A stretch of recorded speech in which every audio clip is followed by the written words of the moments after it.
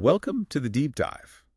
We're here today to really go beyond just the headlines. Exactly. We're digging into the noise. Yeah, sifting through what happened on July 28th, 2025 to find those insights that actually matter. Think of us as, I guess, guides, helping you connect some dots. Dots you might otherwise miss in the daily flood of information. Okay, so let's unpack this a bit. We've got a stack of material here, articles from, the usual suspects, The Guardian, Reuters, Financial Times, AP, ABC, Wall Street Journal. And some specialized reports, too. Right. And the key thing is, this isn't just a list. We're aiming to give you a really comprehensive picture of what was a very busy day. And our job really is to pull out the crucial bits, the insights. Connect those things that maybe don't seem connected at first glance. Precisely. And give you that context, the why, so it all clicks. What's really fascinating, I think, is looking at how these different events, diplomacy, science, conflicts, how they actually, how they intertwine. In ways you don't always expect. Exactly. We want you to feel empowered with some new perspectives, not, buried under information. Okay, let's jump in then. The diplomatic and economic scene feels like a good place to start.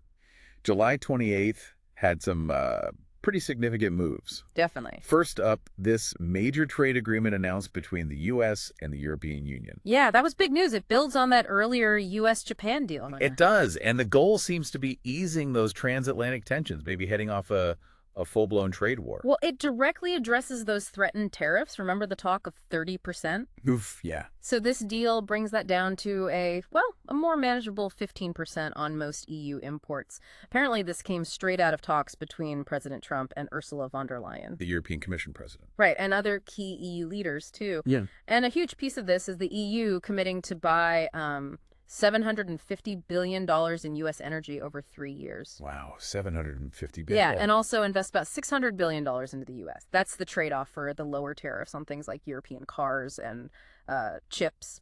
Okay, so how did the markets take this? What does their reaction tell us? Well, initially, very positive. The NASDAQ and S&P 500 hit record highs multiple times. Really? Yeah. The Dow saw gains too, maybe a bit more modest, and the euro actually weakened against the dollar. So investors, they clearly liked the reduction in uncertainty. Especially in tech, I imagine, with the chip tariffs mentioned. Exactly. Tech and semiconductors saw big jumps, but it wasn't all smooth sailing, especially in Europe. How so? Well, you had figures like France's Prime Minister, François Bayrou, and Hungary's Viktor Orban. Okay. They came up pretty strongly against it, called it a capitulation, basically, to U.S. pressure. A capitulation. Strong words. Yeah, arguing it could actually hurt EU growth long-term, by favoring U.S. interests too much. That is fascinating. So Wall Street cheers, but there's definite political friction within the EU itself. What's behind that resistance, do you think? Well, it seems like this deal, while maybe good for markets in the short term, it kind of highlights this new dynamic, maybe. A shift in the relationship. Yeah, potentially. You're seeing parts of Europe, especially countries like France and Hungary, being more willing to openly push back against U.S. leverage.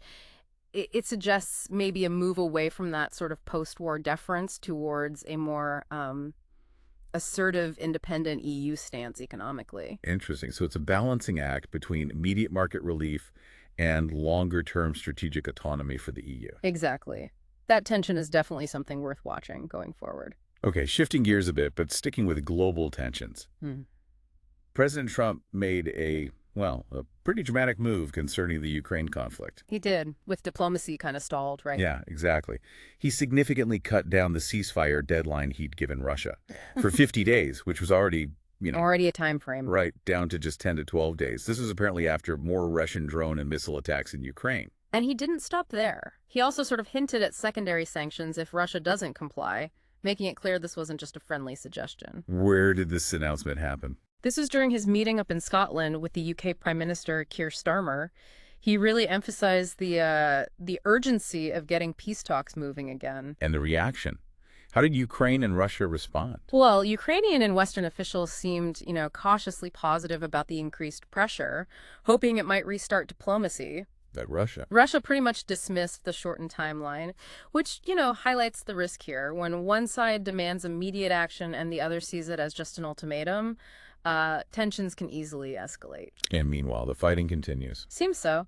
Both sides kept up air operations. Ukraine did report getting about 6,500 prisoners of war back in recent exchanges, which is significant. That is good news amidst the bad. But then you also had reports of Russian attacks hitting Dnipro, killing 3 people, and Ukrainian drones apparently causing 2 deaths inside Russia. So, yeah, the conflict grinds on. And layered on top of all this, there are these new details emerging about Elon Musk's decision back in 2022. Ah, the Starlink incident. Right. Cutting off Ukraine's access to the Starlink satellite service. The reports suggest this actually hampered a specific Ukrainian offensive. Yeah, and that really just throws fuel on the fire of this whole debate, doesn't it? About, the role of private tech companies in modern warfare. Their responsibilities. Exactly, their responsibilities in these international conflicts. It's profound, really. When you connect the dots, you see how a decision made in the private sector can have these huge geopolitical ripple effects. Potentially changing battlefield outcomes. Potentially. It raises really serious questions about who holds the power when private firms control critical infrastructure during a war. It's a complex balance, isn't it? Innovation versus global stability. Definitely complex. Now, speaking of incredibly difficult situations, let's turn to Gaza. The crisis there deepened significantly on the 28th. Yeah, the reports were stark. Widespread starvation being reported. And President Trump actually, during that same meeting with Prime Minister Starmer, he publicly contradicted Israeli statements. That was notable. Acknowledging real starvation in Gaza and urging Israel to allow full food access.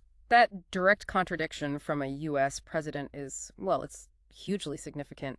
You had Gaza's Ministry of Health reporting deaths from malnutrition, including children. Awful. And diplomats from Europe and the U.S., plus the WHO and aid groups, all calling for immediate aid corridors. Food, medical supplies. But access is still the issue. Compounding the problem, yeah.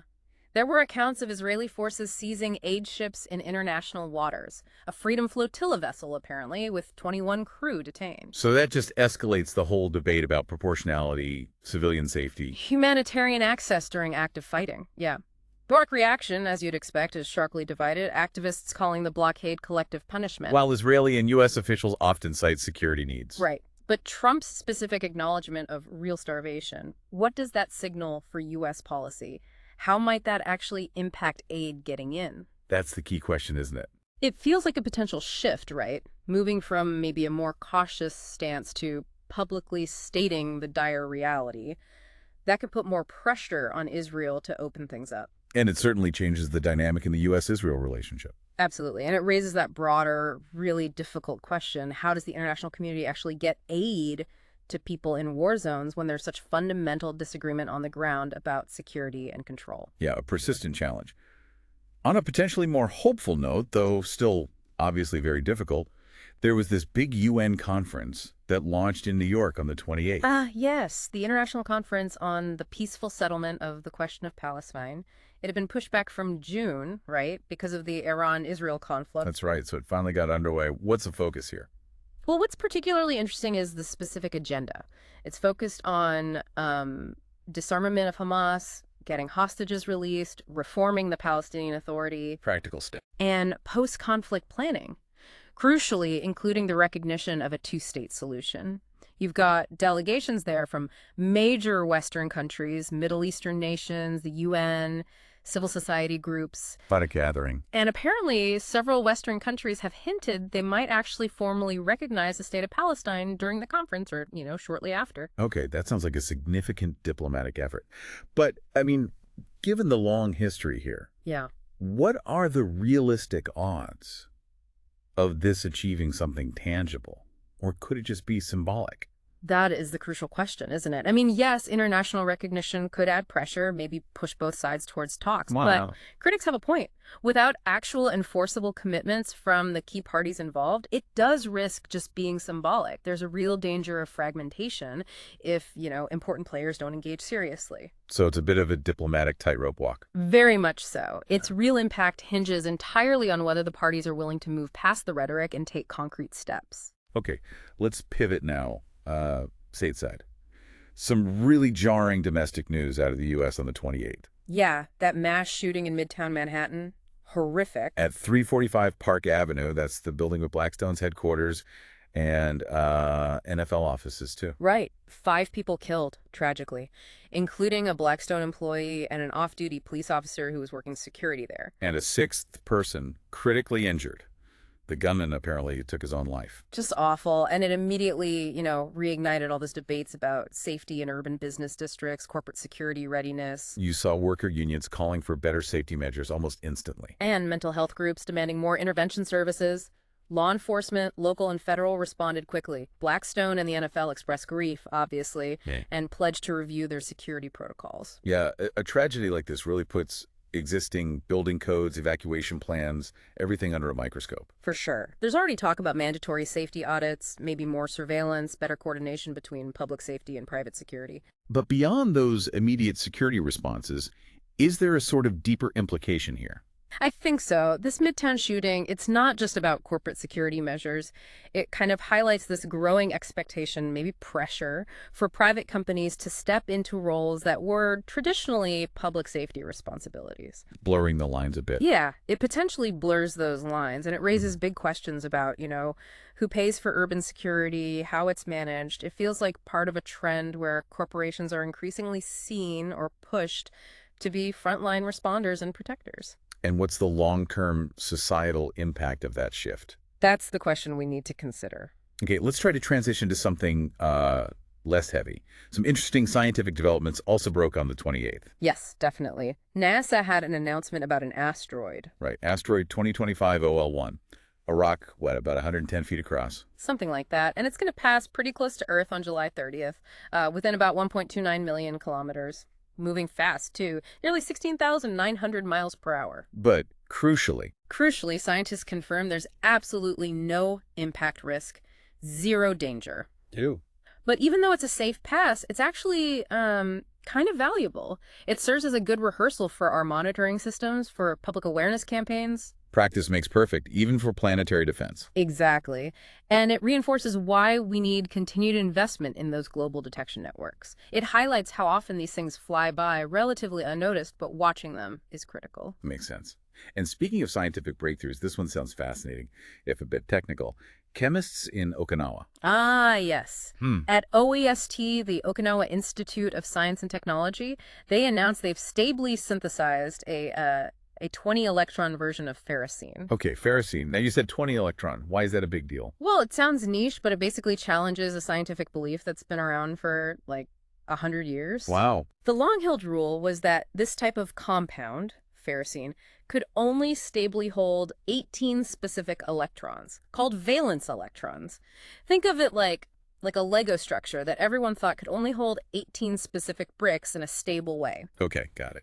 But these chemists at OESTA found a new way to arrange the atoms, a new structure that lets it stably hold 20 of those electron bricks. So they broke the 18 brick rule. Essentially, yes. And this might seem small, but in fundamental chemistry, it's a landmark. It opens up completely new possibilities for designing materials. How so? What kind of materials? Things with entirely new properties. It could change how we make catalysts, maybe lead to advanced electronics. It's just a powerful reminder that even scientific rules we think are set in stone can sometimes be expanded or even overturned. Yeah, that's a great way to put it.